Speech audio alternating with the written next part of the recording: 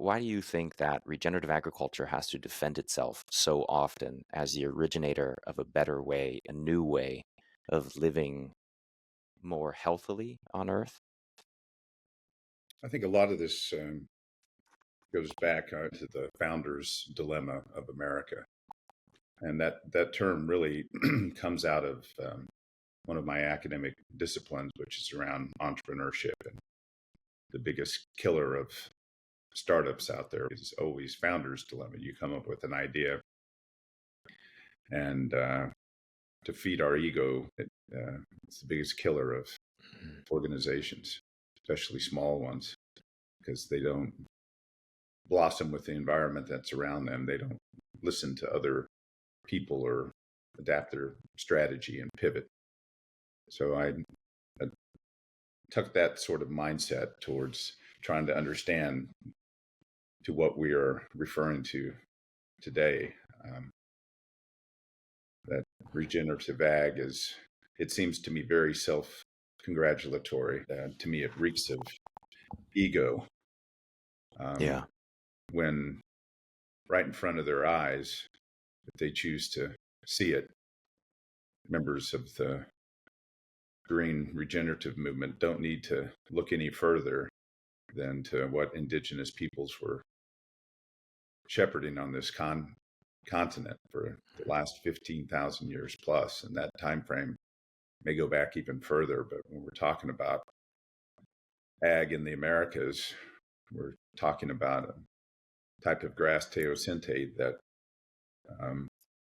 with the help of the human hands of the indigenous peoples of Mesoamerica, turned it into corn and developed the Three Sisters indigenous agricultural system or complex.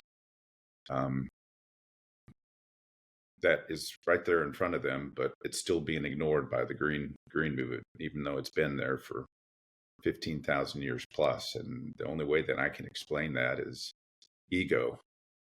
How many conferences I've been to with folks in the regenerative ag movement. And I remember I was at the Ecosphere Studies conference down at the Land Institute now 4 or 5 years ago, and listened to a presentation by my friend Liz Carlisle, and who was discussing indigenous women and a natural indigenous collective and how they worked together to process the corn. We're not talking a little corn, we're talking a lot of corn to feed a large community.